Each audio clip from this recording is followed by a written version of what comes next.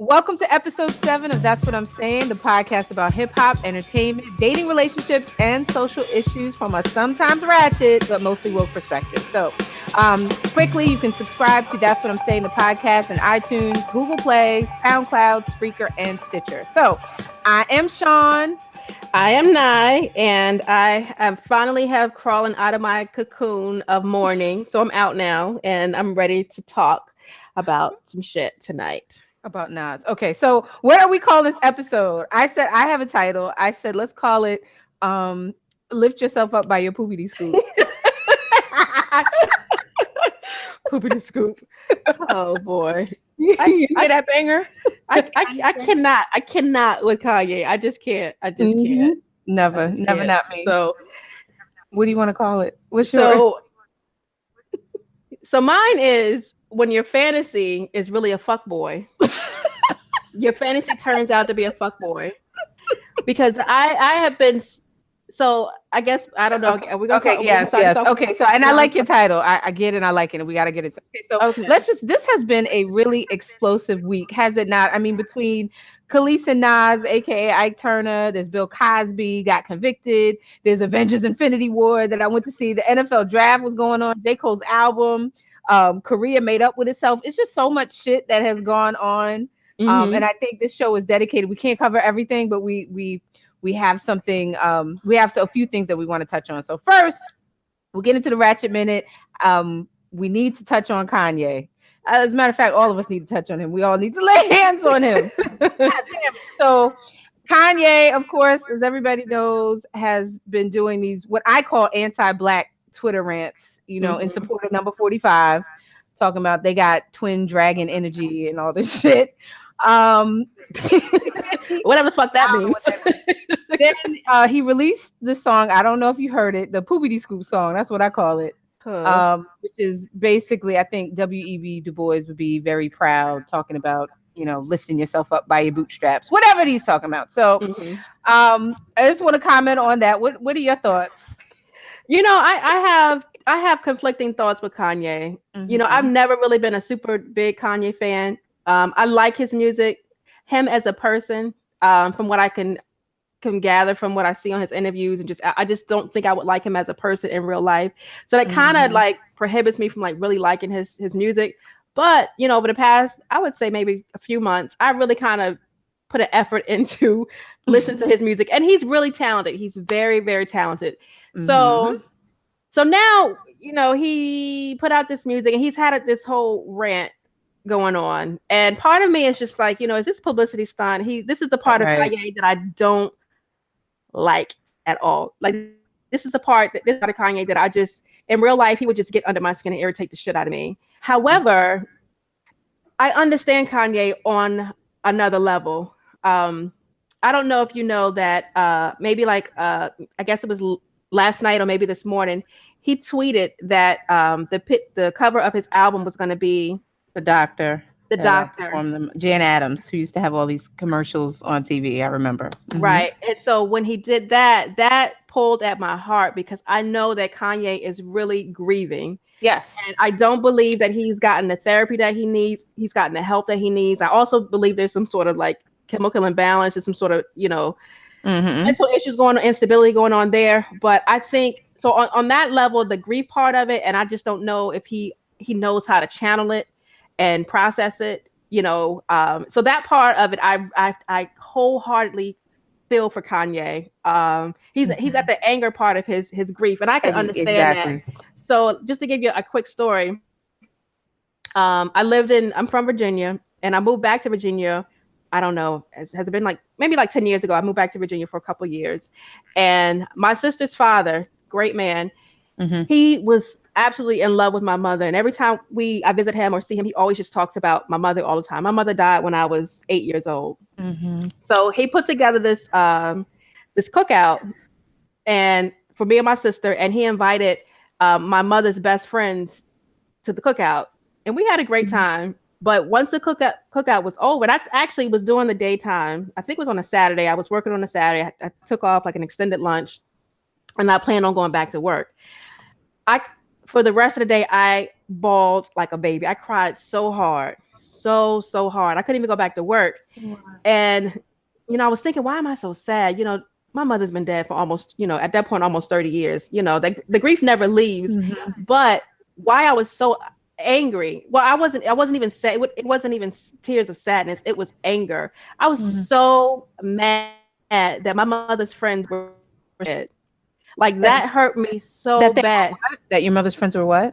They were still alive and she was dead. Mm, That hurt me so bad because and one of wow. her friends didn't even have any kids. So I'm like, why would the universe take my mother who had two little girls? And Wow. not that I wanted any of them to die, but why did it have to be her? Yeah. So I understand. I understand his grief, and he's not processing it in a hopeful way. He needs help with that, but I understand him, and I feel a little bit more connected to him. You know, thinking about it in that way. Wow.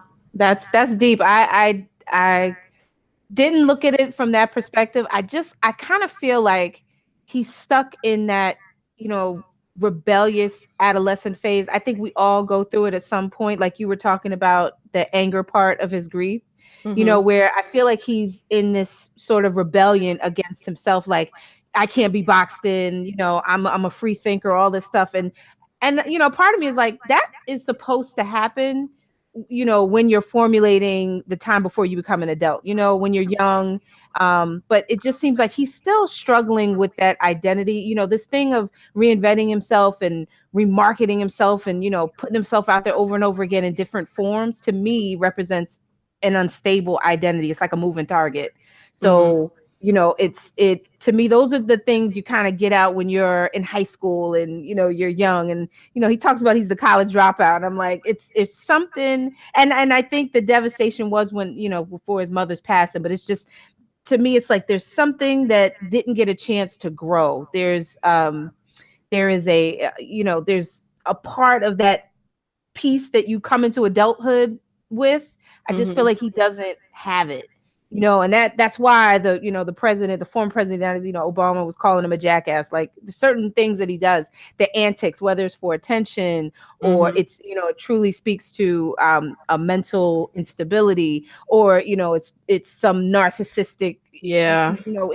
it's all these things. It's like he didn't get a chance to grow past that. So he's like stuck in that rebellion type, figuring out my identity stage that I think all of us, we go through at some form, shape or form, and then we move on. Does that make Mhm. sense? Yeah, it makes sense. It makes sense, which is interesting with him because he he's in a position where he can create whoever he wants to be. He has the money, he has Right. the freedom. So what is he fighting? Himself. And You that's what it know? looks like. It's himself. So, what do you think about Kim and all this? She had a couple of tweets. I they're not my favorite people I at know. all. They're really not. However, as as his wife and as the mother of his three kids, and they've been married what, like 4 or 5 years now. Yeah. I don't know what her future plans are. I don't know what her immediate plans are, but I commend her for staying with him for this fucking long. It's like, for I what? have to give What it are you up because doing that for? Kim, you got your own right, money. I don't understand. You got your own money. You don't need him at all. Why are you with him? And I know kids are a beautiful thing. Kids are a blessing, but girl, you have rolled the dice with these three kids. These little kids can come out to be some crazy asses if they get his genes. And to me, that's the scariest thing of it all. You know what I mean? Because that mental illness and that mental instability, that shit is genetic. Because I've dealt with mental illness with people that are very very close to me, and the shit is scary. It's scary for the person that is having an episode, and it's scary for his support system, people that are around him. It's scary, and I wouldn't willingly want to procreate with somebody like that. Yeah, you But gotta pick them carefully. I was looking at something. It was, I guess, Ebro in the morning or something. He was commenting to Kanye, or he commented something, but he said basically, now we understand why Jay-Z, Beyonce, and Kanye and Kim don't have play dates with their kids because of all, real. like, I mean, whew, I was laughing. Um, that would it's be just, that would be so much to put up with. I would be so overly stimulated because Kanye would be bouncing off the fucking walls. Kim Kardashian would be talking about some dumb shit I probably don't even want to listen to. It would probably be so much going on. I would probably have a headache being Yeah, around and both that's of them at the same probably time. why they avoid it. So, I mean, on the real though, I wish him well. It's like this man is coming apart in front of all of our eyes.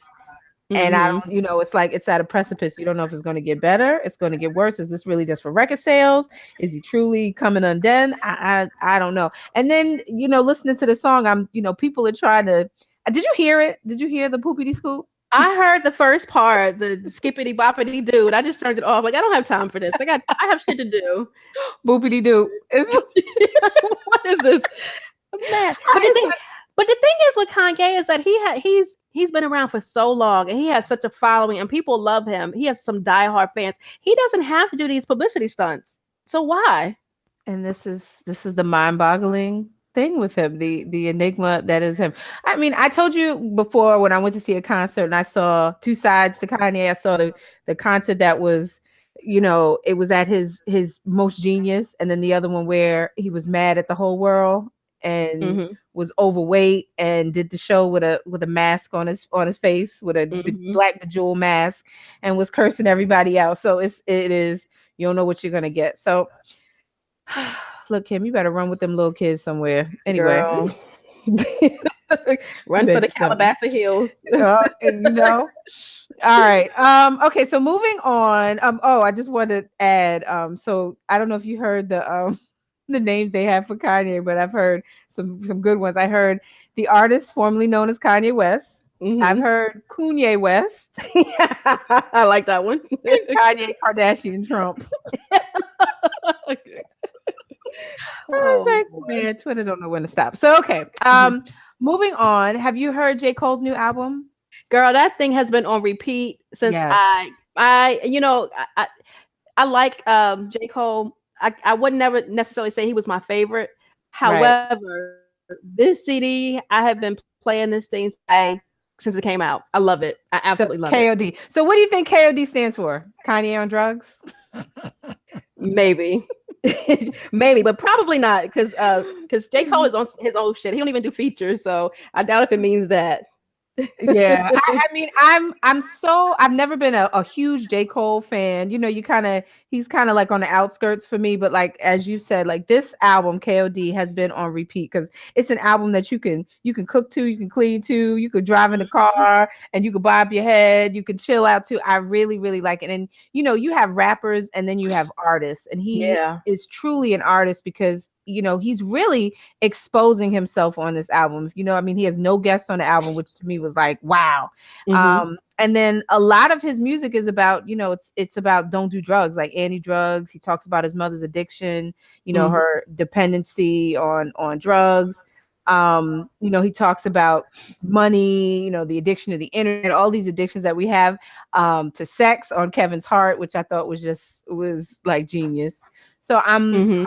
I'm really feeling it. It's on repeat for me too. And it's funny because I've never been a J. Cole fan. It's probably the first album of his that I've ever listened to. But I like Mhm. it. I I like like it. it too. I like it Hmm. too.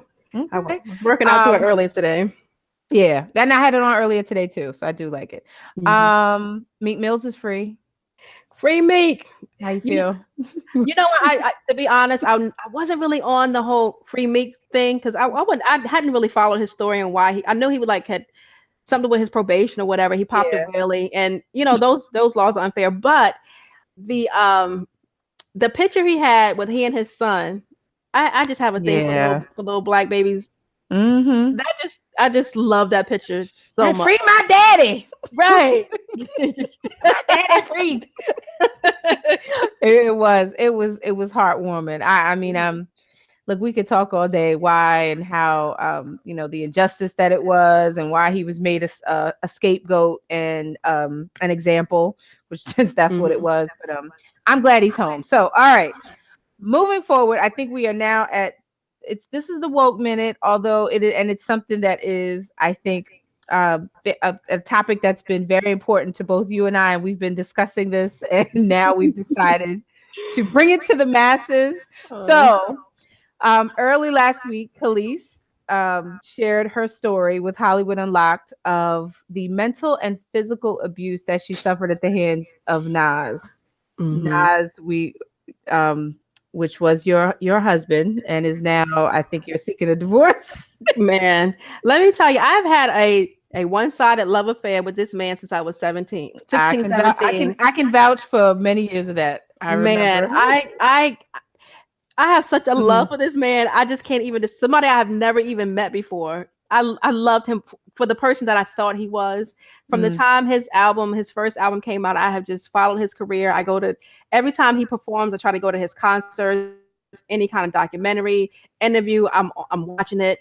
I feel like I know I him. When know. he and Kelis got married, this sounds kind of crazy, but I almost cried. I was so heartbroken. I felt like we spent the night together and then he And then just got up and got married. I was so heartbroken. I can't even tell you. I hated Khalees for so long. Like I really hated her for so long. So oh, so this revelation that she, of him, of his the side of him that no one that we don't know has just been truly heartbreaking.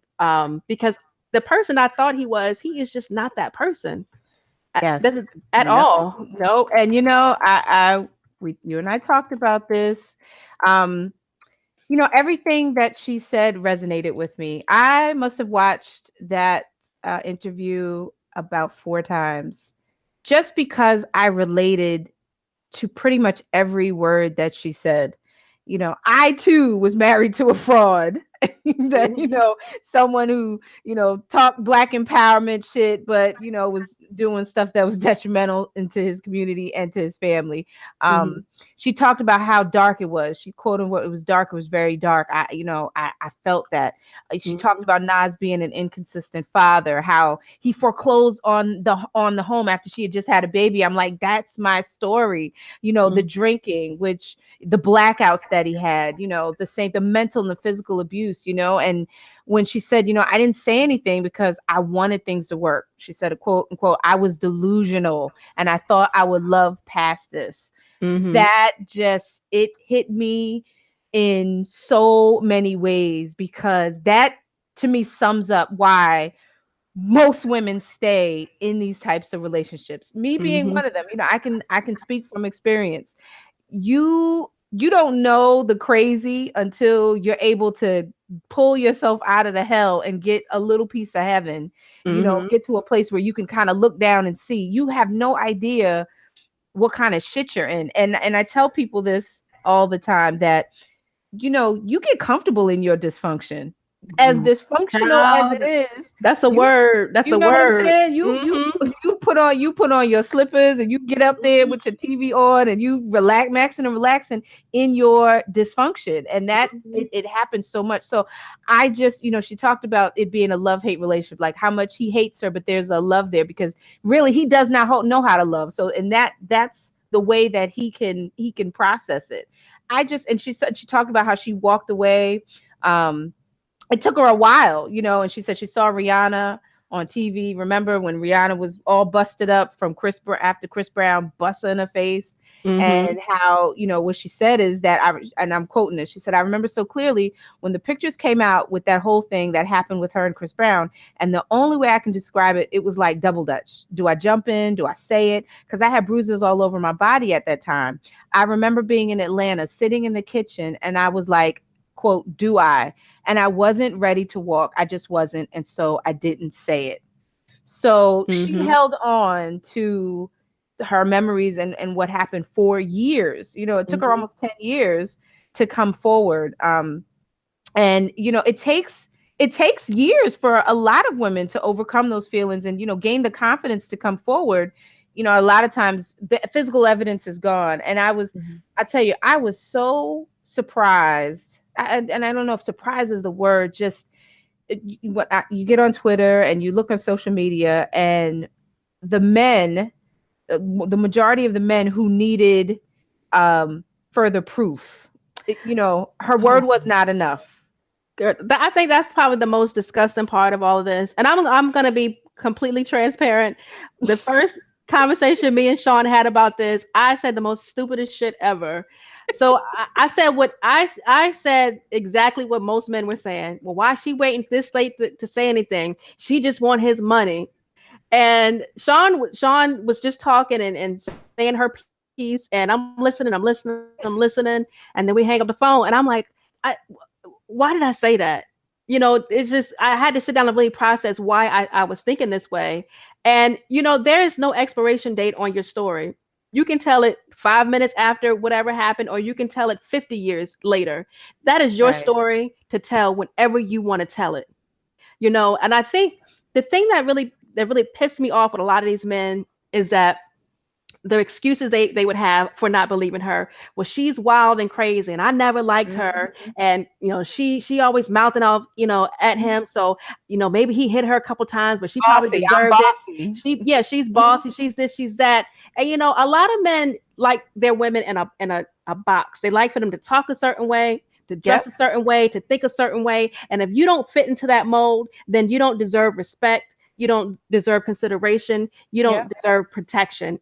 And that is probably the most disgusting part of this of all, because I'm online, I'm on my Mhm. personal Facebook, and I'm having these conversations with these men that I've known. Some of these men I've known since middle school. I've known them for 30 plus years. and Mhm. and they have daughters. And I'm like, would you tell this what you're saying right now? Would you tell your daughters this if they were in the same predicament situation? Would you Yeah. tell them that? Would you say after she gets her ass beat and she comes to you, and would you tell her, oh, well, I got to talk to him to see what actually really happened? Right. Well, what were you wearing? What did you say to him? Is that what you're going to tell your daughter? Mhm. So I think men just have to you have to hold other men accountable for what they do, for the bullshit they do. Mhm. It really has to be done. We women need protect. We don't need protecting, but we need to have a safe Yeah, but we space. do. We need to have a safe space, and then you Right. see the backlash that happens when women do come forward. It's Hmm. it's almost like reliving it again. And Yeah. I even shared with you my story, just coming forward with with my truth and Hmm. the treatment that I received from it. The backlash was Hmm. like I might as well just, and it really it caused me to just like, I'm not going to say anything else about it. I'm just going to stay Hmm. quiet because because if I the many and I've said this before. As many times I've called the police and I've had the police try to talk me out of Hmm. moving forward and pressing charges, or trying to calm him down and allowing him to stay in the same space that I'm in, Hmm. as opposed to doing what I believe would have been their job. I mean, so when you see how society and you see how the law treats you and you see how people treat you, you Hmm. don't want to come forward with that story. And then there's this dream of I know for me, and I know Kelis was saying that you're like relationship goals. People are Yeah. looking at you Hmm. as this pillar of black love, quote unquote. So Hmm.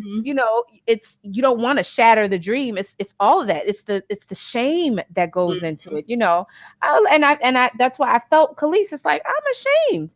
As strong as Yeah. I am, and she kept Hmm. saying, I'm not weak. And there's the perception Hmm. that if you're like, what'd you stay for? What are you staying for? I'm not weak. So why do you stay? It's the shame. Hmm. It's the alienation that you feel from family, Hmm. friends, Yeah. society. It's the distrust in law enforcement, and how they handle these situations. It's all of those things. So, it took her 9 years, and she said, today I just woke up and I said, not anymore. I'm not going to be silent anymore. And Hmm. to her credit, I think that it took so much, but you see where she's at now. She's Yeah. in a great place, and she's speaking from a great place. And there are many women who don't get to feel that. They Hmm. don't get to be in that place. So they suffer in silence till something extremely violent, which could cause them their lives. And that happens, and people, they look and they never know what was going on. You never know what's going on in Yeah. someone's home Hmm. until they allow you a sneak peek in. And I Hmm. said this when I was, practicing divorce law. You don't know what's going on. You don't know how people run their households and what goes on. And they could be the shining example of the perfect citizens, and he could be beating his girl Monday through Sunday, 23 6 hours a day. That happens. So what do? We shouldn't say, we can't stay silent. And and I promised myself, and just in hearing Kelis and her story, we shouldn't stay silent. This Yeah. should be a conversation, should be ongoing. These women should not be afraid to come forward and tell their stories. Yeah, I definitely agree. I definitely agree. And sometimes it takes you a minute to get out of that situation to realize, like, yo, this was fucking abusive. I've been in my relationship. I wasn't married. We were together for 11 years. And the thing is, I think about this. I always say, I've never wanted to get married.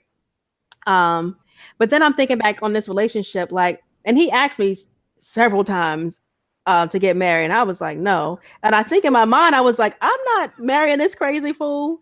Mhm. But just this year, so we were together for 11 years. We've been separated, apart, broken up, whatever, for 4 years. Just this year, I just made the connection that I was in an abusive relationship. Yes. And, he never, really put his hands on me. He pushed me a couple times. And I'm not making light of that, but it was never like any real forceful hitting. However, he was very menacing. He was very intimidating. Sometimes he would put his fist up like he was going to hit me. He was very manipulative. He Mm-hmm. was verbally abusive. He was emotionally abusive. And abuse comes in so many different forms. It, Yes. you know, it just, it's not always, getting black and blue. And even just what Shaun said, when you said about the police, I called the police on this fool before, and the police Mhm. came, and because mind you, we were having an argument, and this nigga had a fucking knife in his pocket. I'm Mm. like, what are you gonna do with this knife? Why do you have a knife in your pocket? So I called the police, of course. And so the police came and he ran off somewhere. The police come and they said, do you really want to do this? Because if Mm. he's a black man, this is Florida. If I arrest him, this is gonna be on his record. It's gonna follow him. And even if you drop the charges, they're still gonna press charges. Do you want to do this? I, Mm. so I didn't, Yep. because I didn't. Which leads me to a question I have for you, Shaun. Mm-hmm. So there's so many examples of women who stay in these relationships because they made this commitment to these men, um, and they want to see it through. They either want to fix these men, or Mm-hmm. you just kind of want to make this relationship work. And so I like to joke and say commitment. On the street is called ride or die chick. That's the street Mm-hmm. term for commitment. But I've never heard of a man being a ride or die man. No, and I've never heard it either. I think it skews the role of what of a man and a woman. Like, honestly, I don't want to be a ride or die, because in Why? actuality, that man should Mm-hmm. never put me in a position. If Wow. you love me, don't put Mm-hmm. me in a position where I gotta ride and die for you. It should never be that. It Yeah. should Why I never gotta? even be that way. So, Right. Wait a minute. I mean, that's like, right. Wait, and exactly, you hear it all the time, especially in our community, like the ride or die. Like, no, Mm-hmm. no man can never say that he truly loves and cares about me and puts me in situations where I gotta ride or die for you. Mm-hmm. Like, ride or lose my life. That's serious. Lose my life. Like, I mean, like physically die. Like no more breath. like, Die. poof, poof, and I'm gone Right. for you. And what is the reason I died? Can I have Explain can I have a bulletproof? Can I have a bullet point list of just? Can I have a checkbox or something? Let me figure this out. I need to. It's just no. So I don't, and it's really like, that's the relationship I don't want. I don't Yeah. want to. If I gotta ride or die, I feel like, what kind of shit are you doing? I Exactly. gotta I gotta make life and death decisions. Yeah. I don't want no parts of that. I'll see you when you get back. No, truly, like that. No, and especially when a ride or die nigga. Who is he? Who is you? I never heard of that. Right. Because I promise you that them niggas be gone. Bye, peace, They ghost. be gone. Outie. So that, yeah, that never sat well with me, Mm-hmm. because no, I'm not. I mean, I'm loyal and I'm faithful, but I ain't dying. Like, I have to Right. think twice for my own child, and I love my child to life Mm-hmm. dearly. So I'm dying. Whew. Whew, that's a toughie. That's a Right. tough. Look, there's so many steps that we can take before it gets to dying. Can we I explore know, those right? steps first? Like, no, please. But yes, No. I'm really curious to see. So okay, so a friend of mine who knows I'm like a huge Nas fan, and he hates Nas for whatever reason. I still haven't figured this out yet. It sounds very personal, but he won't tell me. Hmm. But so he says, "Are you still going to support Nas?" And Here, so my you. response was, Yes. Let me hear this because I'm. Go ahead. I want to hear this. so my response was, it really depends on how he handles the situation. It Okay. it really depends, because I don't know what his actions are right now. It happened a long time ago. He may have changed from that person. Even though it sounds like he still has some of the fuckboy characteristics, but Mm-hmm. it really depends on how he handles the situation. And I gave the example of R. Kelly. I hate Yeah. R. Kelly. I can't listen to his music. I hate looking at him. However, when all of this stuff started, 20 something years ago or whatever, if he would have come and said, I've done X, Y, and Z, I apologize. He made amends with his victims and restitution, whatever that may have been, and he had gotten help. I think I would have been more accepting of R. Kelly at this point. But because he's like Yeah. totally just denied Unabashedly. all the allegations, Hmm. Right. unabashed, and he still has this reign of terror that he is committing right to this very minute. He still has this whatever he's doing with these women, he's still doing this. So it makes me so sick. So if Nas, if he comes, I don't, he doesn't owe me anything, but just it really, but you How do, he handles the but you situation. No, do know, I've been saving myself for you for 20 years. It matters to me, but no, it but no, it really depends on how he handles this. It really really does. But at this point, I'm really disgusted with him. I'm like, I even went through and took him off of my playlist that I oh had on my wow. phone. Because I'm so disgusted by this, and I think the the the main thing that really hurts me is that he's not being a father to his son. Yeah, that's kind of sick then. Like you only got one because his daughter is like 25 years old. She's a Yes. grown woman. So you only have this one child, which again, I said that Mhm. when Kelis talked about that resonated with me times 1,000 because you're Mhm. like, you only have this one child, this Right. one child. It's not, it's you're a father. So, Mhm. and for him to badmouth her in the media, and then you know how I feel about separating child support from custody and parenting time of it. It's there's a difference. So, my views on child support and custody parenting time and how they are separate and that one does not equate to the other.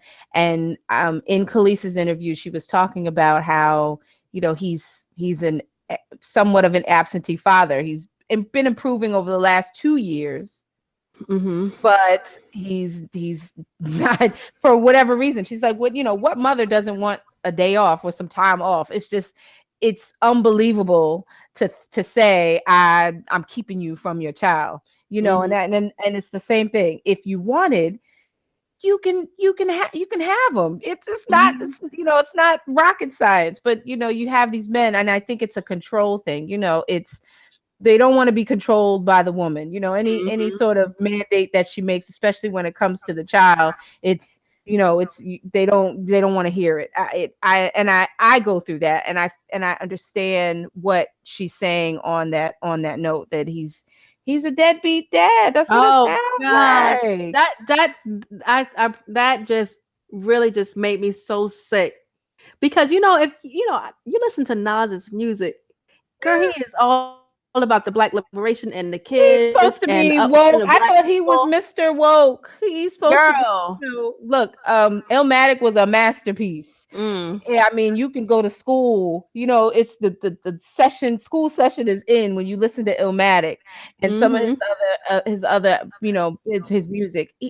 He's the most. When I think of socially conscious, I think of Nas. I Yeah. thought, I thought of Nas. And do you separate the man from his music? Do you separate the artist from his art? Um, I'm still grappling with that. because this man has been a pillar in my, my musical life since I had a musical life. So, and now we're deconstructing this artist that we, and I think honestly we have a duty to do that. We hold these people up on pillars so much so it would be easier for us to call Kelis a liar and an opportunist and all these other names, as opposed to really looking at the man and his actions and judging him for what he's showing us. People will tell you who they are. They'll show you who they are, who they really are. Give them time. And he's shown us, he's a man. Like with any man, with any human being, we're complex. We're complex human beings. And for him to make the type of music that he makes, but at the same time, and I wanted to point out, because now that I remember, you remember his first daughter's mother, Carmen, wrote a book, and I read it back in the day. It was a book that came out around the same time Corinne Steffens wrote her Superhead book. But Carmen Bryan wrote a book where she talked about the whole Nas and Jay-Z. You okay? Yeah, sorry. She talked about sleeping with Jay-Z and Nas, but she also talked about how Nas would beat her with a closed fist and how jealous he was. She had to pepper spray him, and that was like back in like 2006, 2007, where she said it, amongst some other things, because she wrote a tell-all and she said a whole bunch about people. But now that with Kelis saying, finally breaking her silence, and I'm looking back at, well, Carmen already told us that he can be violent, and he, the jealousy and the violence. It's, what do you do at this point? Do I throw out all my Illmatic and my That's a tough question, because I think we had this discussion a few weeks ago when Fabulous went upside Emily B, and I was like, I'm not listening to none of his music no more. However, he got some bangers that I like to listen to. It's crazy. It's crazy.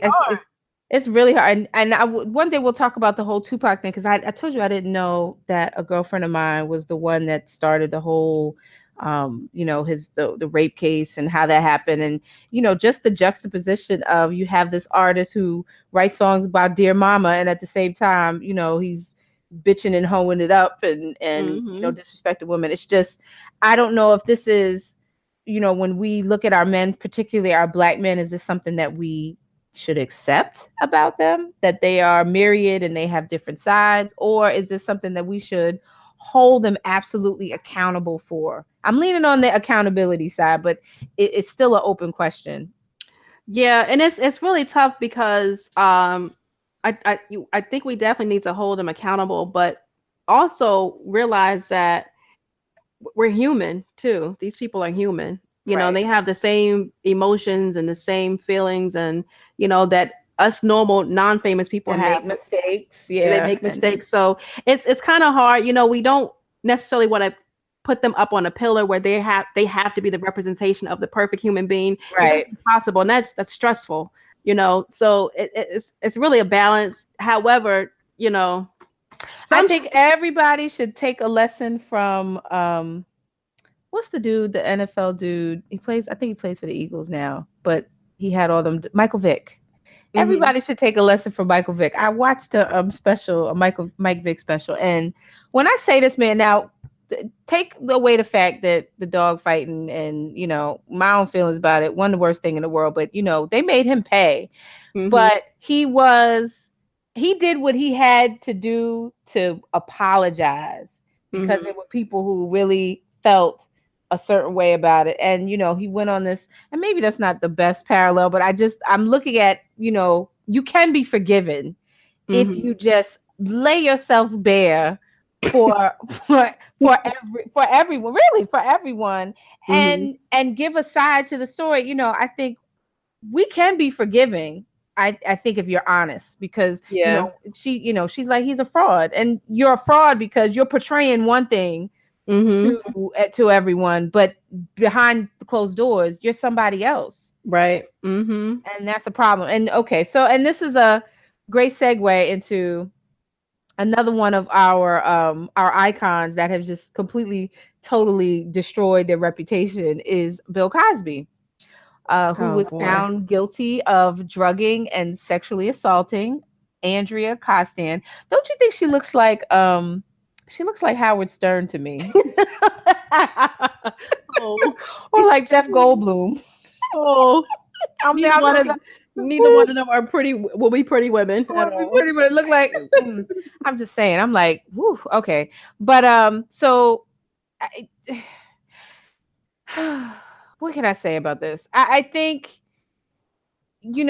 there. I don't know. I'm at a loss. Like, what a fuck is this happening right now? Like, what is going on? This man is 80 years old. Like, of all, and what is to me disheartening is that it took so long. Not that Mhm. because there were women that were talking for years. And Right. he actually, I think the woman who just won the sexual assault, whatever, she had won a lawsuit, some years ago, like 15 years ago, against him. And there were like women that were coming forward, but really, it wasn't until Hannibal Buress, the black comedian, started making fun of Bill, calling him a racist, that this really Mhm. became, the snowball really started rolling. This became the public outcry that it has culminated into now. So, Mhm. Bill Cosby is facing 30 years. That is the rest of his life in jail. But it's really interesting that this Hannibal guy did this stand up, and now they kind of put some gasoline into this to this case against him. But I don't understand why this particular comedian, and why did this it take him, because comedians say shit all the time. They make fun of people. Right. They talk about past. Like I don't really. That part to me is a little suspicious, because I'm like, he's not like a he. Yeah. The next thing you know, Hannibal Buress had like a Sprint commercial or something. Yeah, yeah. So I'm like, this is interesting, but with this Bill Cosby case, it, I don't even know what I really want, because I have two thought processes on this. Hmm. And one is, this happened back in the 60s and 70s, back in high racial times with the civil rights movement going on. How was this man allowed to do this? Well, This black man allowed to do yeah, this to all these absolutely. white women? That's my point as well. And when I look at it, I think looking at this, you have to acknowledge that there was a network of what I would call passive enablers, or Mhm. people who were aiding in, allowing this man to commit all these crimes. So we're talking about the assistants, the handlers, the co-workers. I mean, all these people. If this has gone on for 30, 40 plus years, and Mhm. it really is just coming to a head now, that Mhm. means there was an elaborate, this is like La Cosa Nostra, it was our thing. It's the mafia Mhm. that it had to be something so covert and so set up and so Mhm. you know um it worked for so long. So you're Mhm. not just talking about one man dropping quaaludes or whatever, drugging women. You're talking about the whoever's supplying the drugs. You're talking about, like I said, assistants. Everybody is Mhm. in on this, and that to me Mhm. presents the bigger problem. I mean, Bill Cosby is the one who is, he's in front of the media, and he's the one that's going to take the fall. But Mhm. what about everybody else? Whether it Yeah. was Lisa Bonet, who, she said some cryptic stuff that, obviously it's like, he was something very dark about him. Like, what was going, you Mhm. could see what was going on. I think, people just turn the other way, whether it was for money. It's the same thing I think was happening. Is happening with R. Kelly. You Mhm. can't tell me that people don't know the full story, and no one is coming forward with that. I mean, it's finally coming out, but I mean, this was going on for years. People are getting Mhm. paid off. That's my opinion, and that to me, that's the greater problem. So we Mhm. can we can publicly shame Bill Cosby all we want, but how do we address the institutionalism of Yeah. this type of, it's like institutionalized rape. That's what it is, It in really my is. opinion. And like you said, I believe there's a whole network of men who were doing this. I think he's been singled Men out, and maybe women, because he's black. yeah. Just and it's not But only there was men. a I think whole, it was a whole network. yep, a whole network. And even I think there was a story about what's the guy that had the Playboy Bunny house? Hugh Hefner. Hugh Hefner. They Cosby used to hang out at the Playboy Bunny house. They was doing all kind of illicit shit there, all kinds of stuff Mhm. there. And even up until up until he died, he had a show on TV where he's in this mansion and he has all these young girls who are old enough to be like his Mm-hmm. granddaughters, great granddaughters, and Great he's like, granddaughters. yeah, having sex with them and making them have sex with each other, making them watch them have sex with him, and like this is disgusting. But this is on TV. This is on, and we're Mm-hmm. This is the watching part that this, we see. and we're condoning this. Like this Yeah. is okay. This is okay for us. Mm-hmm.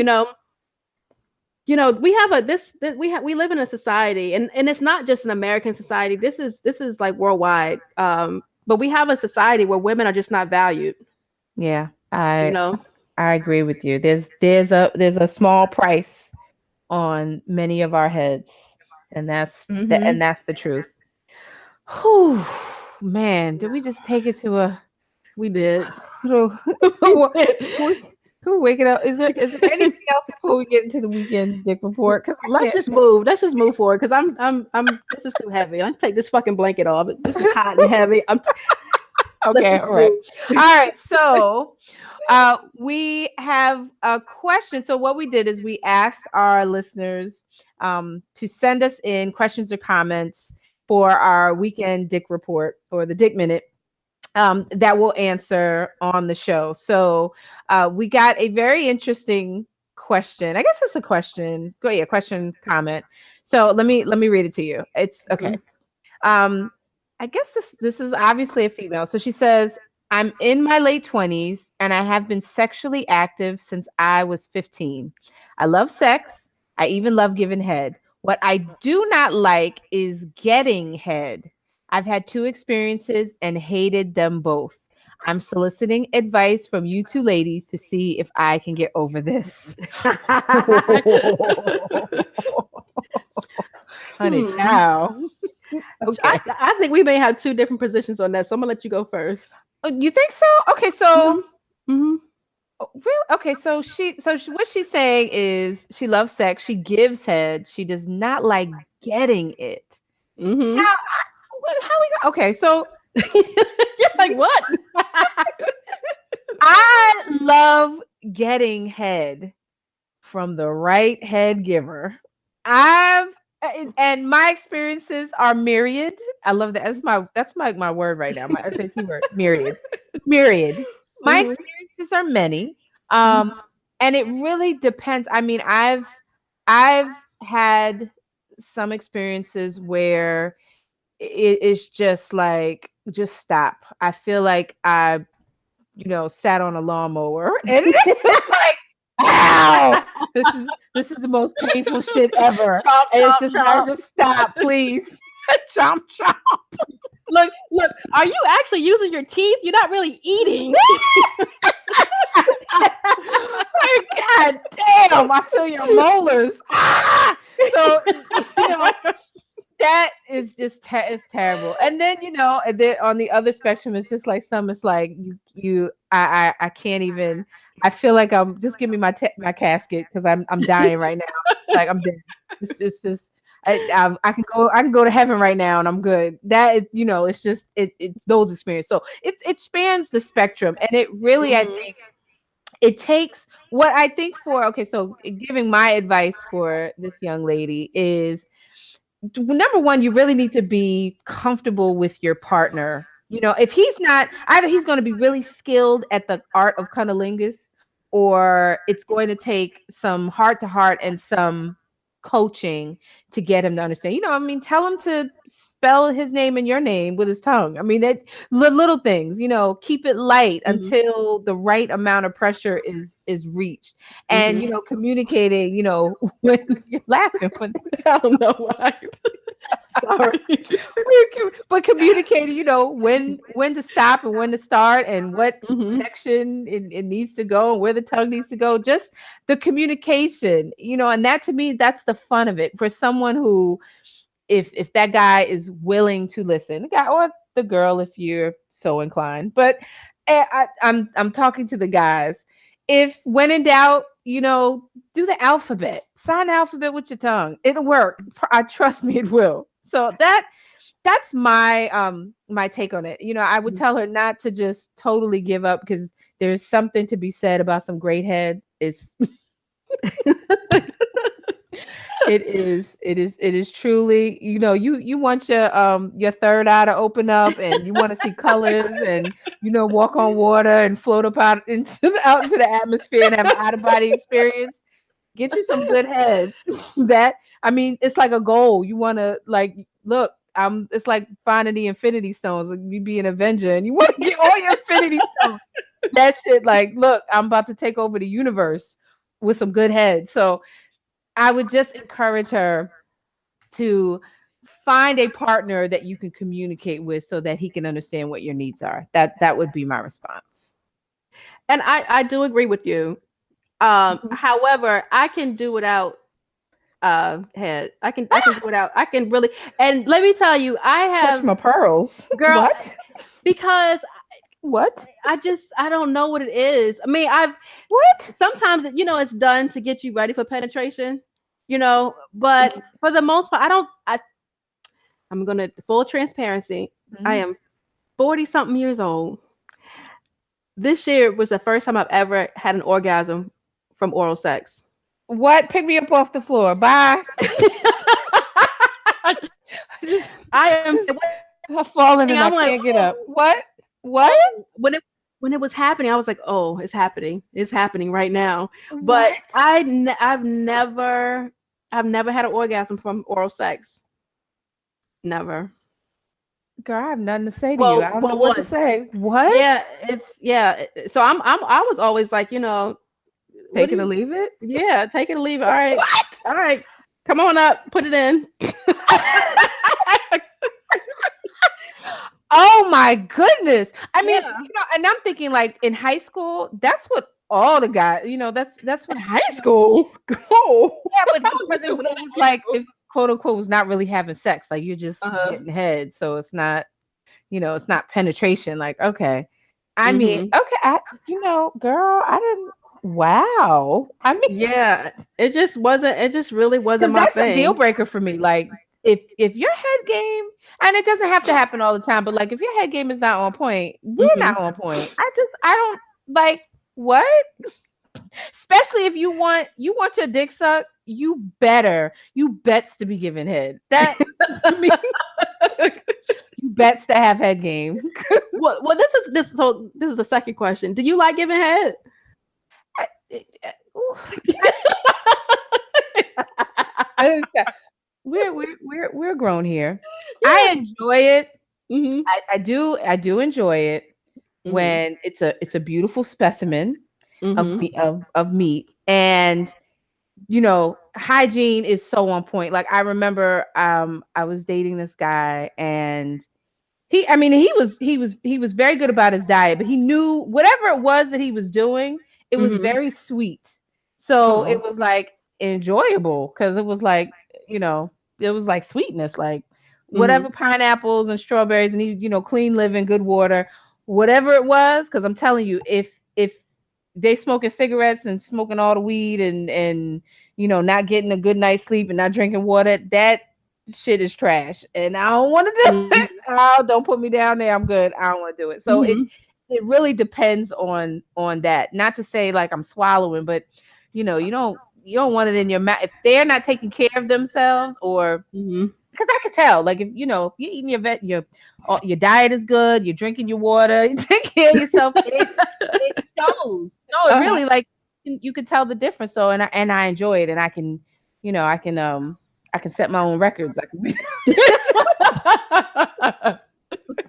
I truly can. So I Mhm. guess the bottom line is, yeah, I think, and especially if it's a give and take, like, oh yeah, Mhm. absolutely, because I'm gonna do this, and you go, With the expectation that you're gonna do that. yes, like yes. So yes. I don't mind giving. It's not my favorite thing to do, but if I'm in the mood, I'll do it. I'll surprise you with a little dick suck. That does not sound enticing. Like what? It doesn't sound enticing. Oh, Yeah, maybe. you know, I, Yeah. I, so I watched there's this lady called, her name is Prisha. She's Uh-huh. like an actual medical doctor, but she's also calls herself the head doctor, and she gives tutorials on um, giving head. Uh-huh. And I watched her on TV giving head. shit is masterful what she does. It's Wow, you masterful. gotta send me the link. Is Yeah. it real? Was it a real dick or she was? What was No, no, the? no. It was a Oh, cucumber. It was a cucumber. But okay. she, yeah. So Oh, I send me don't the know. link. I'll send you the link. I'll send it over to I'm you. always open to learn. But yeah, me too. That's why I was watching. I was like, I can, Yeah. okay, I see, Wow. I Okay. see. So, but yeah, I'm stuttering now. I'll do it. I'll do it. If you ask me, I'll do Yeah, I do it. it. I'll do it. No, Okay. all right. No, you're like, Okay. oh, okay. Okay. Jeez. Girls, Lord. I'm some. It depends. Like sometimes I'm so excited. Like, of course, I Of absolutely. course I would do it. Of Oh, course. okay. God, we're terrible. I hope we did answer her question and at least Hmm. give her some good advice. Yeah. Okay. Yeah. Just All right. give it another try. I'm not opposed to it, but I ain't, whatever. Make it fun though. God, you don't need to make it Yeah. sound like it's fun. Make it fun. I I think know. that's it's probably not fun to her. Make it Yeah. fun. It's fun. Like, man, go to the park or something, or go in the movies and pull that. Let them. I'm a bit of a voyeur sometimes, Oh, me so too. yeah, Well, that adds a little spice mhm. to it. Okay, moving on. Yeah. We'll answer that Okay. another day. All right, so we've come to the part of the show, the reminisce moment. So I have my reminisce. This is. Do you remember Yep. No, Brand go ahead. Nubian? Slow Of course. down. Yes. Yes. Okay, so let me paint the picture because that's what I love to do. This is 1990, 1991. This was the One for All album, which was like a cassette tape that I got. So, and it Hmm. sampled Funkadelic. There was Cool in the Gang on it. So the beat was like so fire to me. And if you remember Brand Nubian, they were like socially conscious and they had on the aunts and, talked about Africa and they Hmm. talked about, the nation of gods and earth, the 5%ers, because black man is God. Um, Hmm. and, they wore the gold teeth and Grand Poobah Hmm. had the Dwayne Wayne specs on. And I remember seeing the video for Slow Down. Remember that it was a girl in the video and she had an afro and she was like, Slow down. Hmm. And, Sadat X started. He's like, hey, baby, your hips are It's getting getting big. thick. You I know ain't what I care mean? about You the want stuff. that? And I didn't know that, for a while, I was like, who's he talking about? But he's really talking about a pretty chick that turned into a crackhead. Hmm. And then Lord Jamar came on and he was talking about the gold diggers. That was like, before gold diggers was like real big. He was talking about the girl that was scheming for cash. And then Hmm. Grand Poobah was talking about, the girl that slept around. Did I say they all had gold teeth? I really liked gold teeth. So I just they were, to me, like that was a point in music where you learned about what a Nubian was, at least for me, because I was like, what's a Brand Nubian? Like, oh, the Nubians, they, Hmm. from Sudan and parts of Egypt, and they talked about our culture, and they were proud about the culture, and they broke it down. And so, I mean, that was the teaching era of hip hop and rap, and we very much strayed away from that, but that was that Hmm. time. So I really, really, that was my Brand Nubian time. I love Brand Nubian, Yeah. and let me tell you, I have a funny story about Brand Nubian. Specifically, it was Grand Poobah. So when I was in college, Grand Poobah, his name was Max, but he was dating my college roommate, and okay, so yeah, he was dating my college roommate, and my college roommate would get calls from, like, stalker calls from Maya Campbell. Now she's Are you drugged out. serious? Yeah, because he used to date her. I don't. This is like a little tidbit I remember. So back in the day, I guess he dated her for a minute, and Mm-hmm. this was before it came out that she was bipolar. But evidently she really was going through something. So she put herself in the hospital. She took all these Mm-hmm. pills and OD'd because she said that he was leaving her and all this stuff. So Damn, son. my roommate, it was crazy. Like, he would come over and he was like being stalked by her. Like, she Mm-hmm. was like so in love with him, and this was the time he had a cell phone, but like he would call the house. She would call the house, and she got the beeper number from my homegirl and was just stalking her. So I just remember that little story about Grand Poobah slash Maxwell. and how Maya Campbell was so in love with him. So that's my Brand Nubian story. They actually have I think Unsung did an episode on them. They had a viewing party maybe like 2 weeks ago in Brooklyn. Really? They're Unsung. I haven't watched it yet, but yeah, Grand Pooper, Brand Nubian used to be my shit, and that was a time where that part of hip hop, man, that time in hip hop just opened my eyes to so much. That was around the time I think not everybody, but a lot of people have that moment where they like their world opens up, and that was around the time I had read the autobiography of Malcolm X. Girl, that book opened my entire world. I was seeing, my third eye was just like opening at that point. So it was Brand Nubians. I love them. I think I saw them perform a couple times in Baltimore. And Alamo, he lives in Harlem, and sometimes he DJs at some little clubs around Harlem. He was doing that a couple years ago. I don't know if he's still doing it, but yeah.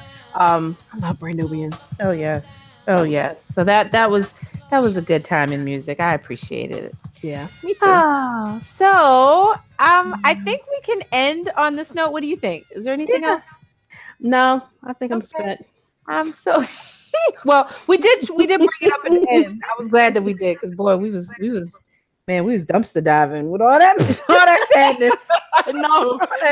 All that controversy. God damn it, Nas. Man, fantasy is fucking ruined, man. Ruined. Got you a fuckboy on your hands. The fuckboy. And the whole time I'm thinking I just want to be with Nas, and I was already with Nas and didn't even fucking know it. He had the same characteristics as my ex, and the same dumb shit my ex was doing. Didn't even know it. Didn't even know it. But well, I think we can wrap on this note. I'm so glad we had this time together. So you can subscribe to That's What I'm Saying, the podcast, in the Apple Podcast app, Google Play, SoundCloud, Spreaker, and Stitcher. Share us and give us recommendations. You can leave us reviews. You can also visit us at that'swhatimsayingpodcast.com to learn more, send us comments and questions. And you can shout us out on Twitter. It's That's What I Say 3. We still gonna get it together, y'all. And what else? Well, we always have a shout out. We on Instagram. That's What I'm Saying podcast. And I'm thanking you guys for coming in and supporting us. Our Instagram is growing. Y'all commenting. You're liking our pictures. You're interacting with us. So I definitely really appreciate that. Keep it coming. Always want to give a shout out to our producer, Vegas World Inc. That's his Twitter. He holds us down. So yeah, that's it. Yep. And also I want to just say that in the upcoming weeks, what we'd like to do is we'd like to feature a Black business. So if you have a Black business and you want to be featured, please hit us up, because we are all about supporting us. Yep. We did good. All right. Catch y'all next week. I'll holla. Drop it on the random.